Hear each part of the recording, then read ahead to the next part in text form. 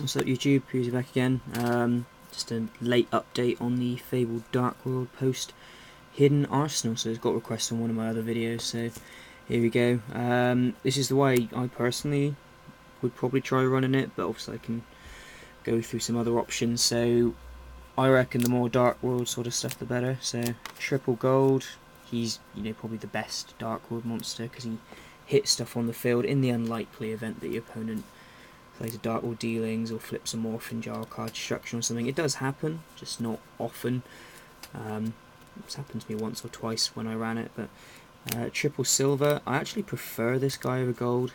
Just look how awesome, he just looks amazing, and hand advantage is such a huge thing at the moment. He can't get hit by Starlight Road, so. And big on draw power this deck is, so you've got triple brow as well. Probably the least useful of the Dark World monsters, so if this deck runs triple Royal Decree, because I was low on space, so if you're not a big fan of Decree, I am personally, I reckon it's better to leave your opponent with 10 dead trap cards and not be able to bottomless their monsters than it's worth saving your space basically. So that's my opinion on it, but you might be different. So if you're going to drop anything, probably drop the brows. That's just the Dark World side, 9 Dark World monsters, so you're basically guaranteed something to ditch. And the main abuse the crap out of card in this deck is Raven. Just, he fits so perfectly with the Dark World. The deck basically revolves around Raven. So I'm running 3 of him. So he's just big synchro. He's obviously a tuner, so he's your big synchro fodder, and he's your big discard thing as well, because it's just unlimited discarding that you can get off him. So to search him out, you've got triple Grimro as well, so it just makes it easy to grab hold of. Grimro basically becomes another Raven, so effectively you're running 6 Ravens. And to help recycle the Ravens, once they're in the graveyard, Krus. The main way you'll find yourself using Krus is with Fabled Valkyrius, so this guy. So you'll go, summon Raven, discard Grimro to search Krus, and then with Raven's effect, discard like a gold, special summon it, synchro into this for level 8, and then discard this, the Krus, with Valkyrius' effect to draw 1 card, so he's even more draw power. So far, look, you've seen 4 draw cards, and we're not even halfway in. And then you special summon Raven as well, so he basically sort of abuses a massive +1s off of Krus, so you can end up with like 2 or 3 level 8s because of Krus and just the draw power from Valkyrius. So you've got that. I personally like triple Kashano. I suppose you could run 1 or 2, but I like 3 because it makes it easier to get one in the graveyard to help abuse with Krus, and also means that if you Dark World Dealings, you can, you won't feel bad about discarding a gold or silver, because then you can synchro off with this for level 8 rather than go for level 7 with a Raven. So that's my Fabled side of bits. It's Dark World, of course you're going to run Morphing Jar. Glow Up Bulb, it's just in testing.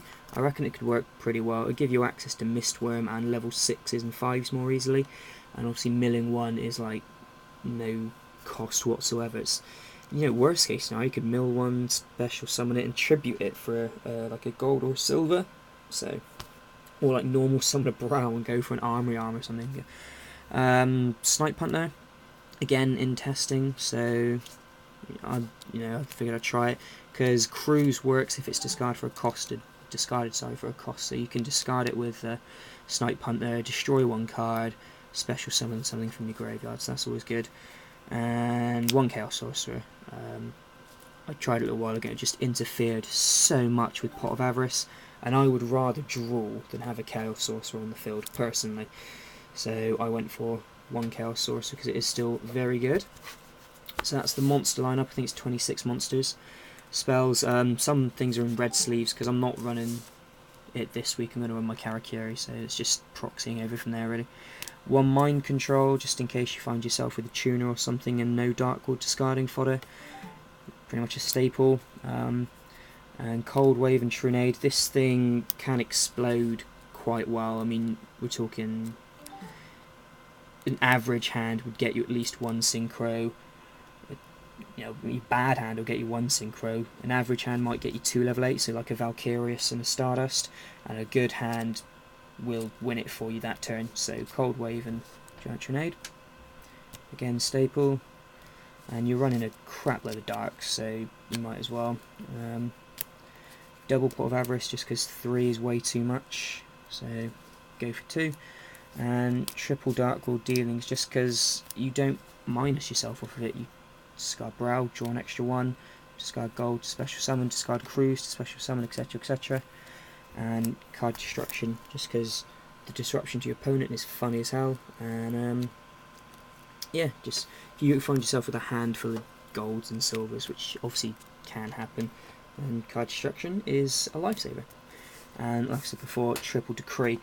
Some things you could try are Sangan, which to be honest, when I was making this just now, I totally forgot about. So yeah, Sangan would definitely be good.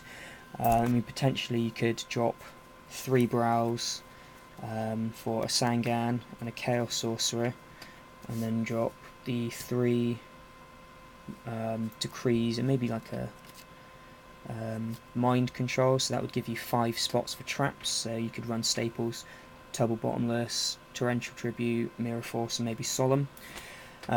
So it's got room to play around with if you're not happy with that type of build, but this is the way I'd run it. Apart from Sangan, I'd probably drop Glow Up Bulb or something like that, or Snipe Hunter for a Sangan, to be honest. So there we have it. Your actual deck's going to be a lot of level 8s, so probably triple Valkyrius, triple Stardust, a Colossal, a Thought Ruler, and then just a splashing of the other levels, so 1 Branak, 1 Galio, Cataster, Armory Arm, just because you can do level 4.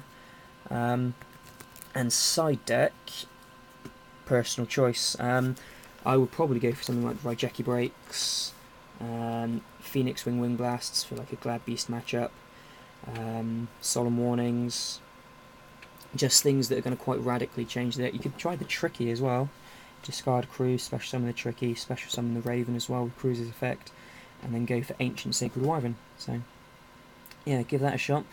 So yeah, there we go.